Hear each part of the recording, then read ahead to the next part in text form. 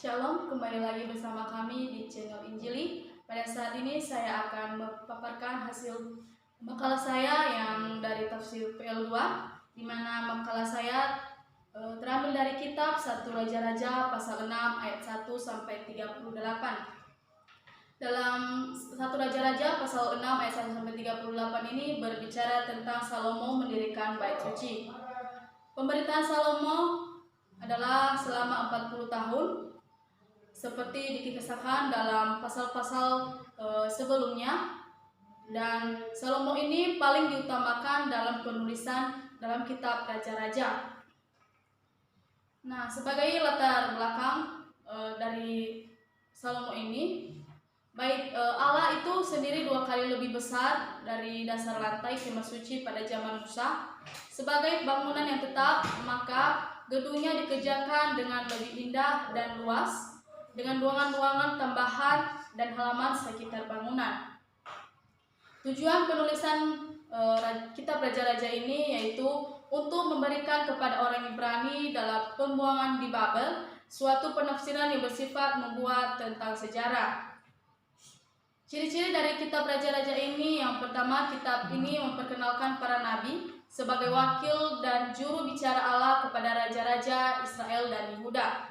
Yang kedua, kitab ini menekankan nubuat dan penggenapannya di dalam sejarah para raja. Dan yang ketiga, kitab ini berisi banyak kisah Alkitab yang terkenal. Dan yang keempat, kitab ini mencakup kronologis yang banyak mengenai raja-raja Israel dan Yehuda yang seringkali disertakan. Sekarang kita masuk pada tafsiran. Tafsiran ayat yang pertama, pasal 6 ayat 1. Kalimat tahun ke-480 sesudah itu merupakan suatu kalimat yang menentukan tanggal keluarnya Israel dari Mesir. Salomo mulai membangun bait suci sekitar tahun 1166 sebelum Masehi.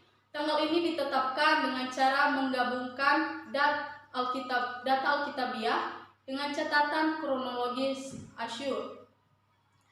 Ayatnya yang ke-9, ayat yang kedua. Di sini kita menjumpai gambaran yang agak terinci mengenai pendirian bait Allah. Ada kata rumah yang didirikan 60 hasta panjangnya di dalam hitungan modern yang sekarang, maka gedung itu panjangnya diduga sekitar 90 kaki. Di samping itu ada sebuah serambi yang menambah panjang bangunan itu dengan 30 kaki. Dalam ayat 2 ada kata rumah. Nah, kata rumah ini yaitu bait suci yang menyimpan tabut perjanjian atau melambangkan sifat Allah dan kehadiran Allah di tengah umatnya. Ayat keempat, dibuatnya juga pada rumah itu jendela-jendela. Jendela-jendela yang dimaksudkan di ayat ini yaitu agak membingungkan, tetapi di jendela itu tidak dapat digerakkan dan dirancang untuk membiarkan udara dan cahaya menembus masuk, tetapi jendela-jendela itu tidak bisa dibuka atau ditutup. Ayat kelima dan keenam adalah pada dinding-dinding rumah itu sekelilingnya didirikannya kamar tambahan.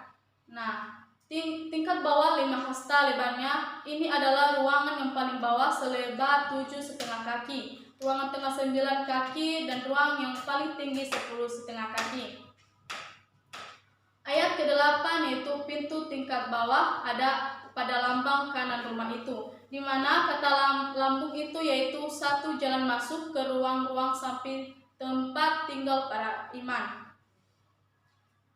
Ayat ke-11, kemudian datanglah firman Tuhan kepada Salomo. Tuhan kembali menegaskan perjanjian bersyaratnya dengan Salomo, yaitu jika raja tersebut menaati perintah-perintah Allah, maka Allah akan menegaskan kembali perjanjiannya dengan Daud dan akan menghormati rumah tangga Salomo dengan menyatakan kehadirannya di sana. Bahwa janji ini memang bersyarat dari sejarah Yehuda sesudah kerajaan itu terbelah dua.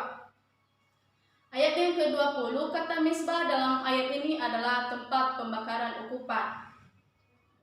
Ayat yang ke-36, pelataran dalam ialah pelataran sekeliling bait Allah yang dibedakan dengan pelataran besar yang mengelilingi bait Allah bersama-sama dengan istana raja. Nah, kesimpulan saya dalam penafsiran kitab 1 Raja-Raja pasal 6 ayat 1 sampai 38 ini, yaitu ketika Raja Salomo mendirikan bait suci itu, ia bertujuan agar bait suci yang dibuatnya itu menjadi tempat persembahan atau tempat ukupan kepada Tuhan, tempat beribadatan kepada Tuhan. Sebagai aplikasinya dalam hidup kita, kita sekarang tidak hanya bertemu dengan Allah melalui tempat peribadatan atau persekutuan, tetapi kita akan bertemu dengan Allah, bisa berkomunikasi dengan Tuhan melalui doa.